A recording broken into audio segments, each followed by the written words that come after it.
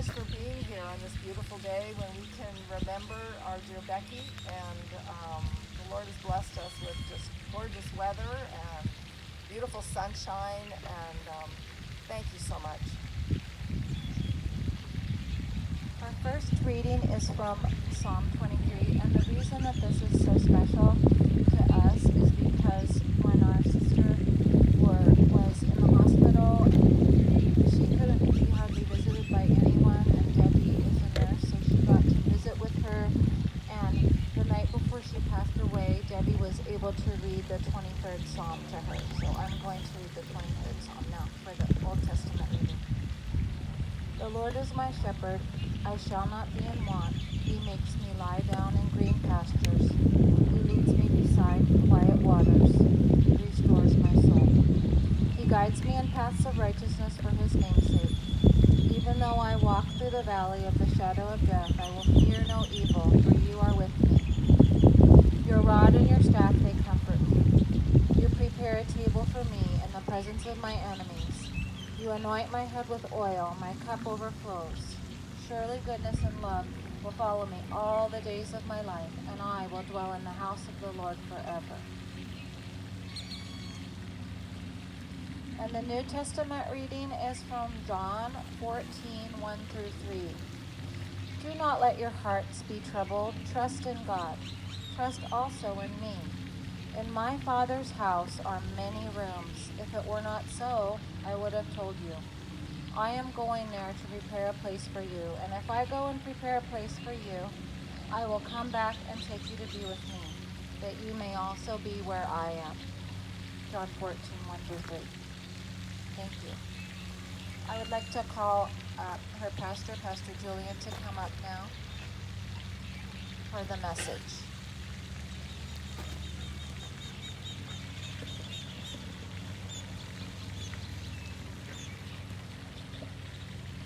All right, well, good afternoon, everybody. Good to be with you guys today as we celebrate Becky Sandberg Duckett, celebrating her life. You know, I met Becky when I was starting a ministry to the inner city in Los Angeles, Metro Kids. And I remember talking about this vision, this dream, to go into the inner city, into Watts, which back in those days was probably a little bit more even dangerous and challenging than it is today, with drugs and gangs and just the chaos of that community.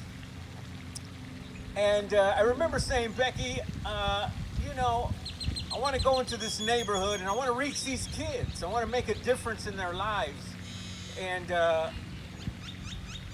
I don't know that I would just invite anybody to go with me into this neighborhood and walk it, because we would get down deep into the housing projects and some of these neighborhoods where police themselves fear to tread.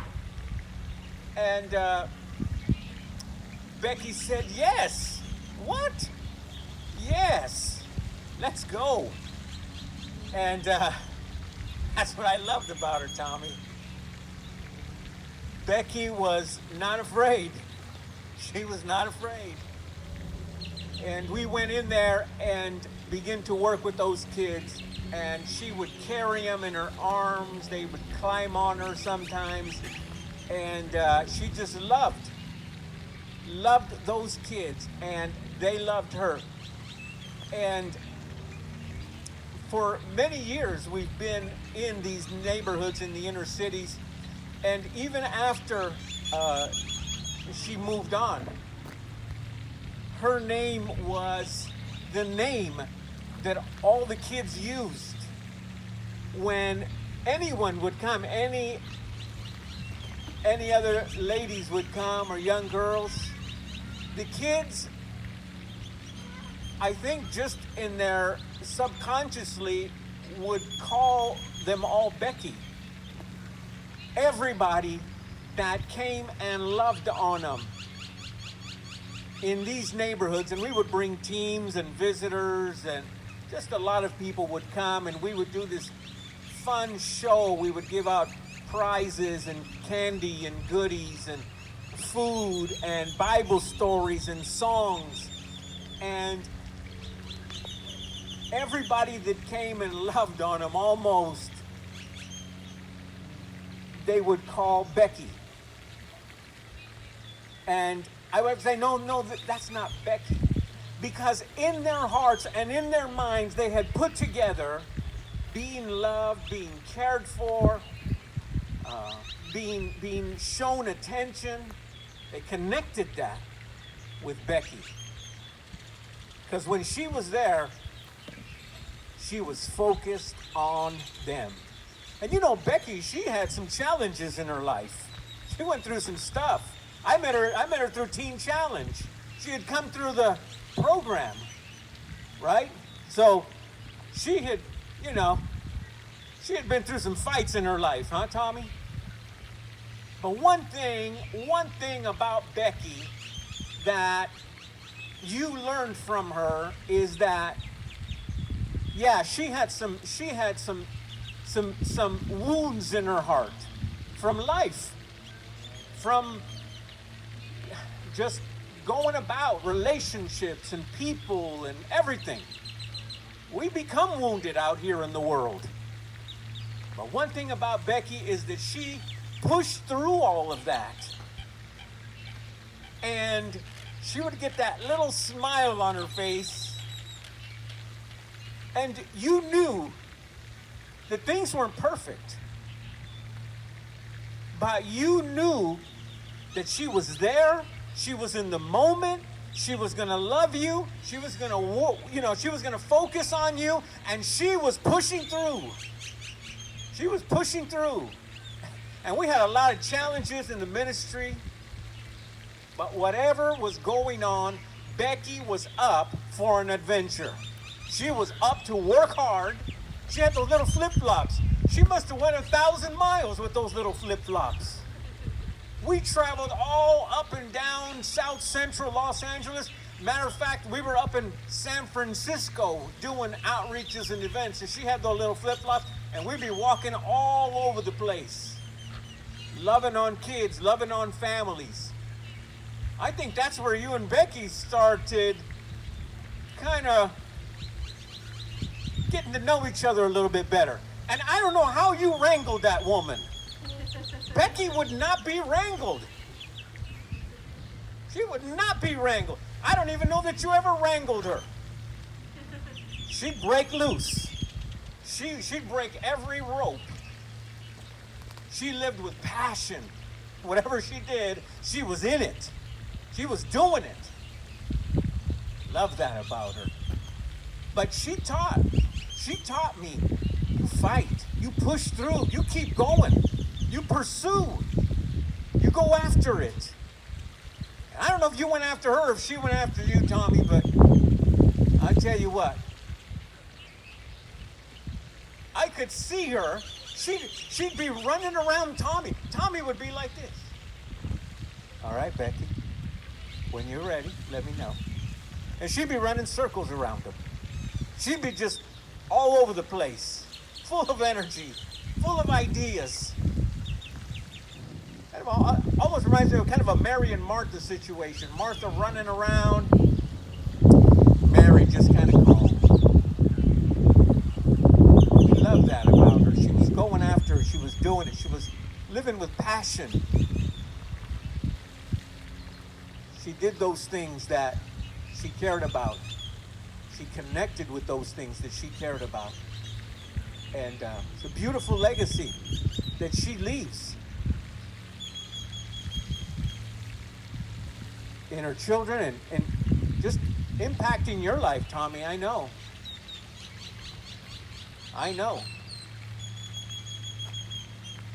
But one of the things that I think I'll always remember is that she had no pretense. She had no pretense.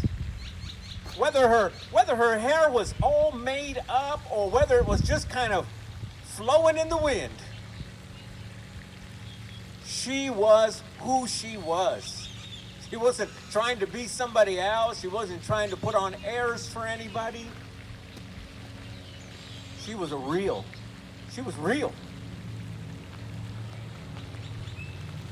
And I think that's a beautiful thing. Revelations, right about this verse. Revelations 4:11 says, "Thou art worthy, O Lord, to receive glory and honor and power. For thou hast created all things, and for thy pleasure they were created." I think the Lord had a good time watching Becky do her thing. Great pleasure as Becky loved, cared for others. You know, Becky would go, when we were there working with the kids, Becky would go without for a kid or a family or somebody in that neighborhood to have a little something. That's who she was. She was second. You were first. No pretense. No pretending. But for God's pleasure, to watch her do her thing, do her life, live her life, love, serve, care for. I think God got a lot of pleasure out of Becky. Watching her do her thing, I got pleasure out of it. It challenged me, encouraged me. It always reminded me to keep the main thing the main thing. Because like I said, whether Becky had on, and you know Becky, she didn't really care for all the fluff. But no matter where she was in her appearance, or she was about loving, caring, and looking to others. Thank you, Becky. Thank you, Becky, for speaking to our lives, for challenging us to keep the main thing the main thing. Keeping it real. Keeping it real, Becky. We won't forget that. We won't forget you. You impacted all of us in a beautiful way, in a good way. Thank you, Father, for giving us Becky, giving us time with Becky, giving us opportunity to be with her, to know her, to share meals with her, to laugh with her. Thank you, Lord. Thank you for the love that Becky had for all of us. She talked to me about her family and things that had gone on in her past. Lord, thank you that she pushed through. She pushed through, Lord, to live a beautiful life, giving, serving life. Thank you for it. Thank you. Amen.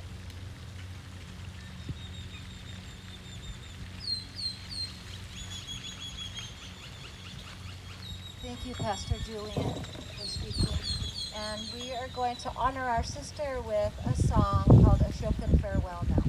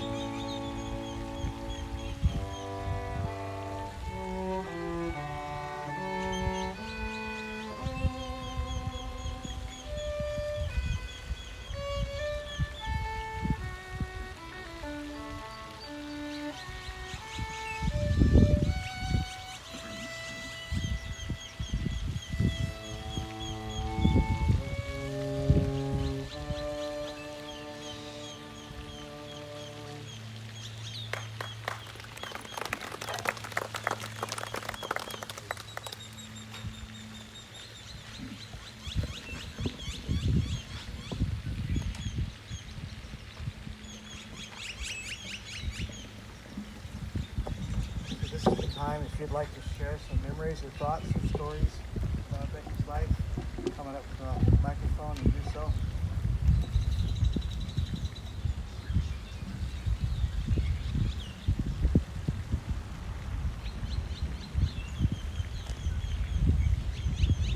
So, Pastor Julian mentioned about my sister's sense of adventure.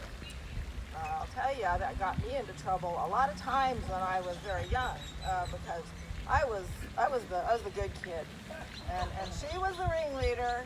And I'll never forget one of our years we went to a Catholic girls' school, and I remember her telling me this story, and I was absolutely horrified because she actually, a couple of the nuns went in the storage shed to get something, and she locked them in so they couldn't get out. And I was like, you did what? I'm sure God has something to say about that. But the other thing that Pastor Julian mentioned was like her passion for the poor. And I remember even up to the last part of her life, she knew homeless people all over Marietta, and she collected cans and money and would slip them bits of money and did whatever she could. She didn't have a lot of money, but boy, she really was always thinking about, she noticed street people and poor people and the homeless way more than I did, and that's one of the things I just really loved about her.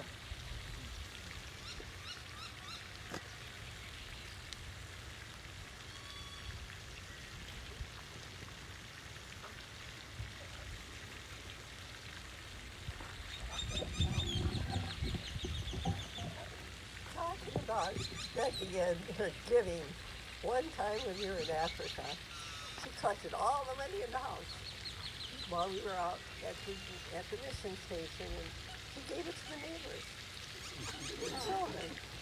And that night, one of the Africans came by and he handed us this money. He said, I don't think you wanted her to give away all your money. It was our grocery money for the week.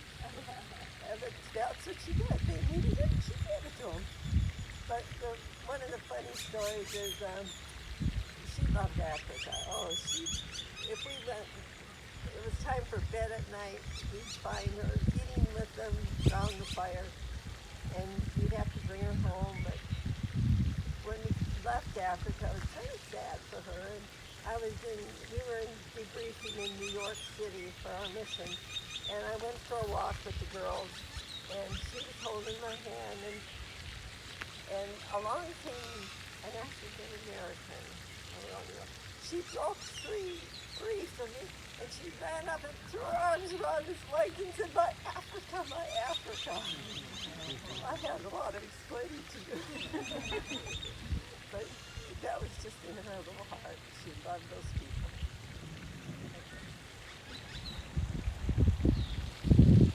I don't want to fall into this politics.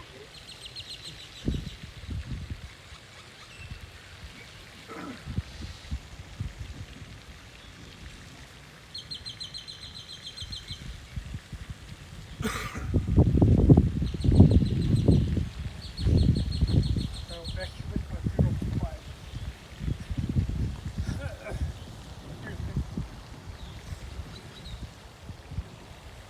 But you're right, she was a giver. She give me the shirt off her back.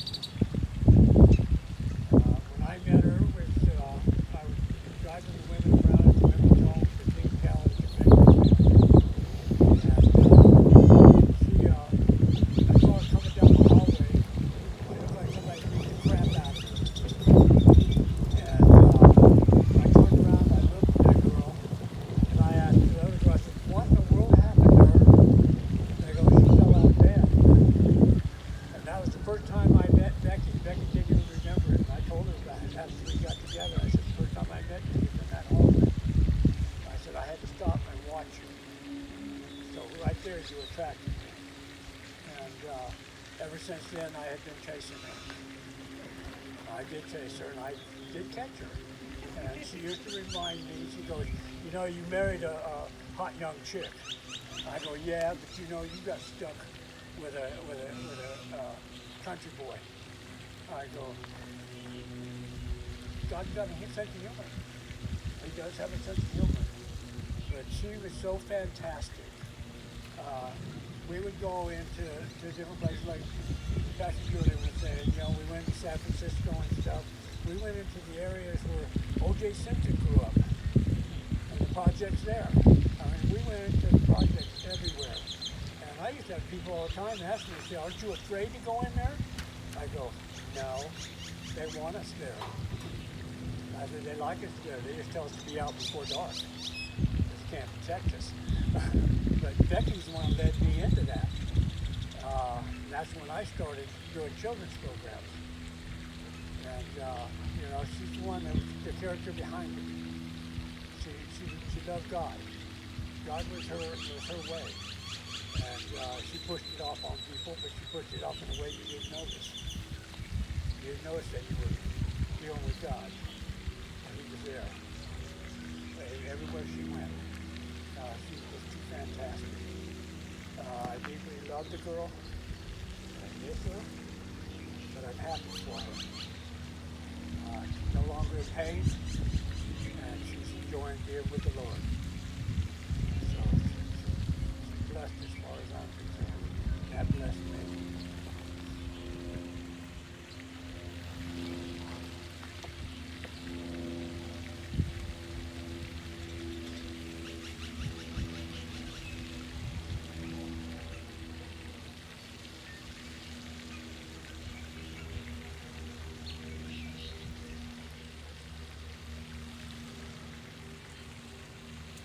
Anybody else like to share?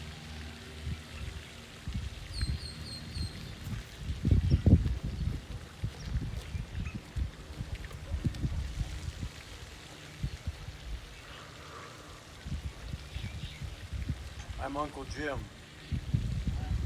Hi, Uncle Jim. In 1959, I went to Oregon between my sophomore and junior year in college. And I lived with Joyce and Larry for the summer. I worked in the Forest Service. At that time, I think Becky was 2, and Debbie was 4 or so. She said that Becky was the bad one. Remember she said that? I had a time off in the afternoon and I turned on the TV to watch some cowboy show. And Debbie and Becky both lunged for the TV, turned it off, and I can still see you just like that. That's a bad show, Uncle Jim. You can't watch that. And over the years, we haven't been together often, but we prayed for these girls a lot, and we're so grateful that we will see Becky again one of these days soon. God bless you.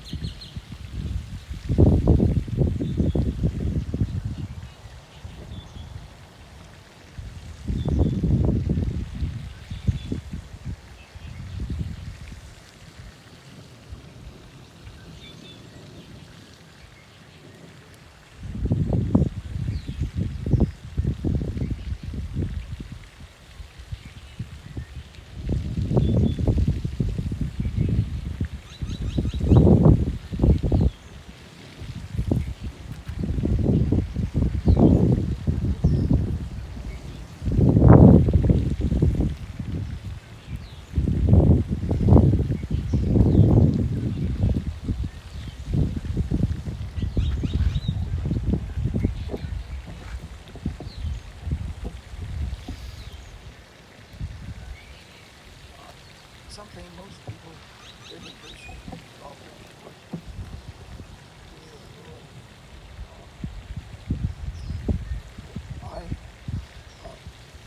I developed a face cream, and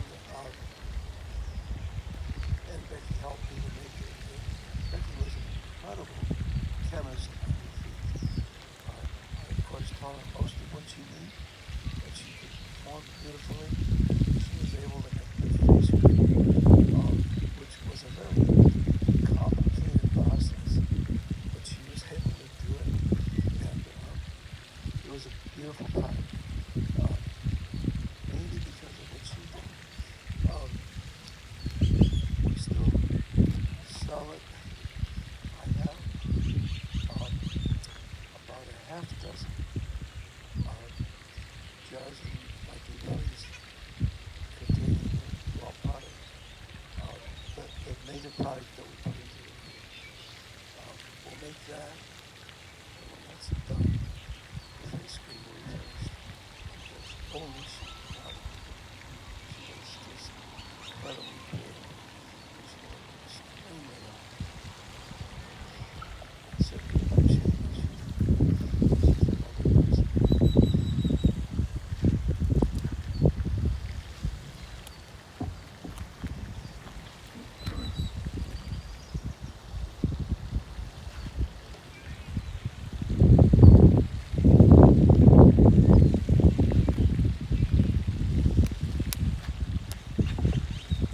Last call.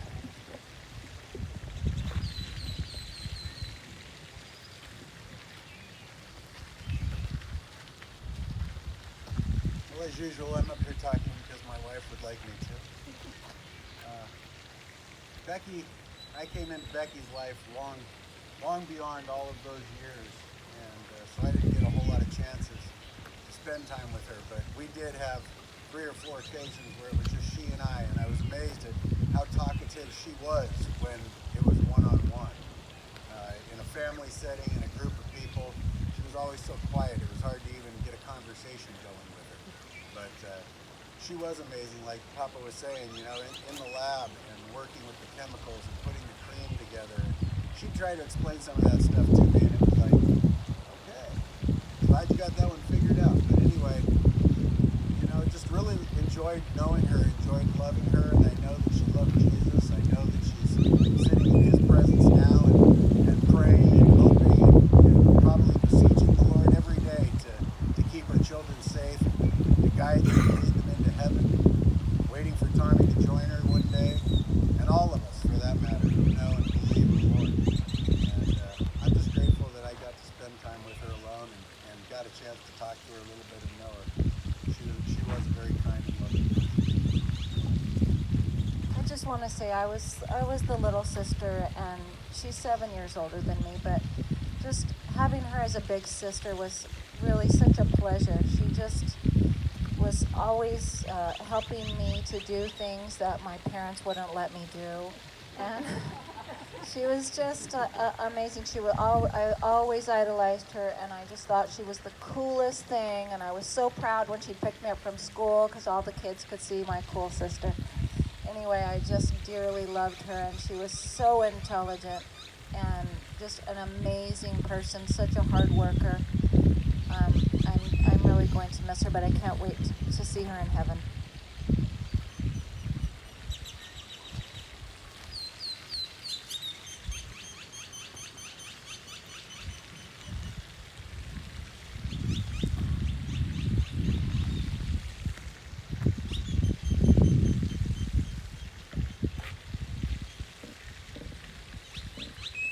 Becky had one job to do at Debbie's and my wedding, and that was to make sure that the car was stuffed with Diet Coke.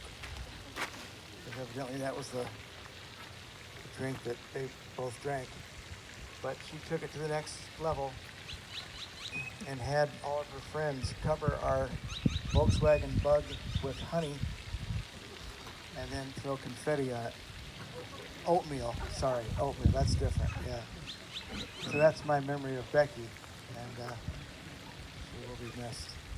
So this is said to be her favorite hymn. Do you have the lyrics in front of you? Because this is not a performance.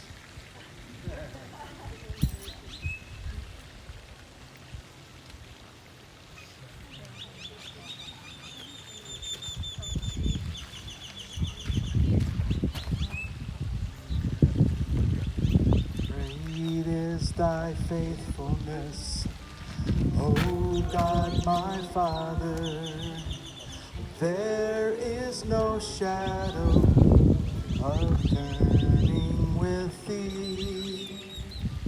Thou changest not, thy compassions they fail not. As thou hast been, thou forever will be. Great is thy faithfulness, great is thy faithfulness. Morning by morning, new mercies I see, and all I have needed thy hands hath provided. Great is thy faithfulness, Lord, unto me. Summer and winter, springtime and harvest, sun, moon, and stars in their courses above. Strength for today and bright hope for tomorrow. To thy great faithfulness, mercy and love. Great is thy faithfulness, great is thy faithfulness. Morning by morning, new mercies I see. All I have needed, thy hands have provided.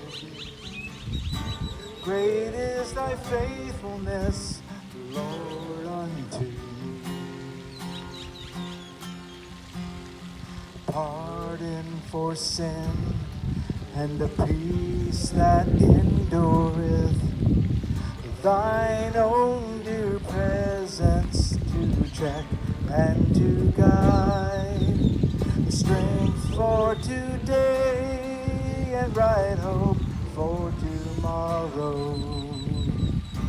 Blessings all mine with 10,000 beside. Great is thy faithfulness, great is thy faithfulness. Morning by morning, new mercies I see.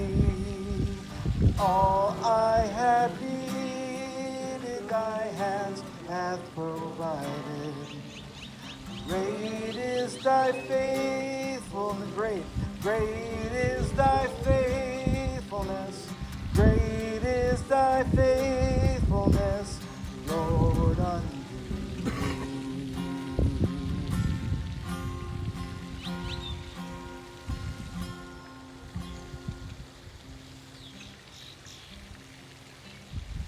Father, we thank you for the life of Becky. We thank you for what she meant to us and what she did for us and for so many others. And we just ask that you would comfort mom and dad, brothers, sisters, children.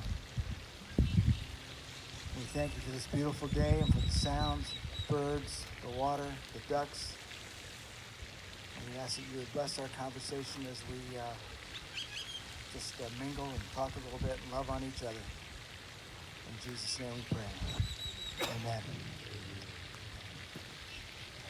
I guess we have some refreshments over there, and you're welcome to join us.